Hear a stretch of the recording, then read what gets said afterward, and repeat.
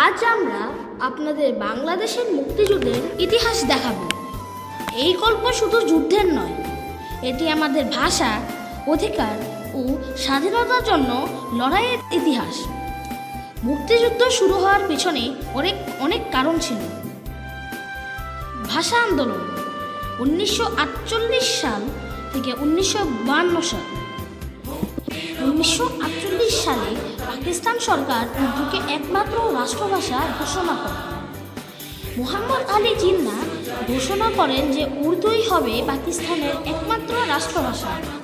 সাথে সাথে ঢাকা বিশ্ববিদ্যালয়ে ছাত্ররা প্রতিবাদ শুরু করে। বাংলা ভাষার অধিকার আদায়ের জন্য মিছিল ও সভা করা হয়। 21শে ফেব্রুয়ারি 1952 সালে ছাত্ররা শান্তিপূর্ণ আন্দোলনে শহীদ হয়। এই শহীদের স্মরণে শহীদ মিনার তৈরি করা হয়।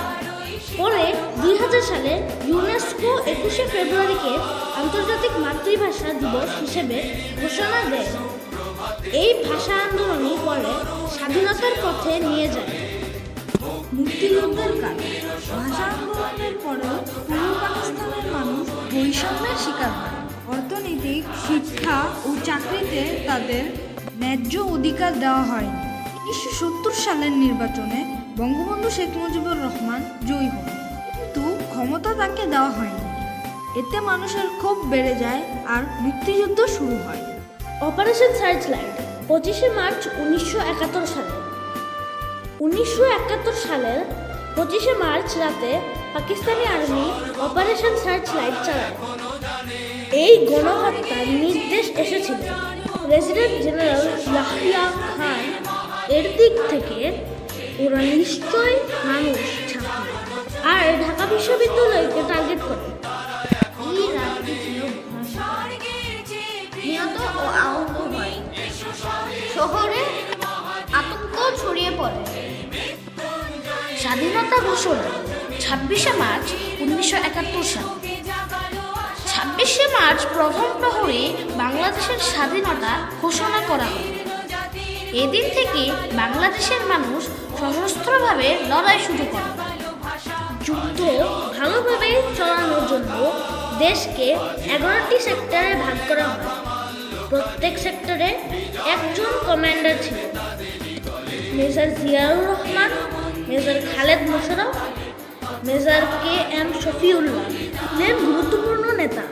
কমান্ডাররা মুক্তিযোদ্ধাদের প্রশিক্ষণ দিতেন। তারা যুদ্ধের পরিকল্পনা ও সেক্টর ভিত্তিক অভিযান চালাতেন। গেরিলা বাহিনী ও যুদ্ধের কৌশল। মুক্তিযোদ্ধারা ছোট দলে হঠাৎ আক্রমণ করতেন। এই ধরনের যোদ্ধাদের বলা হতো গেরিলা বাহিনী।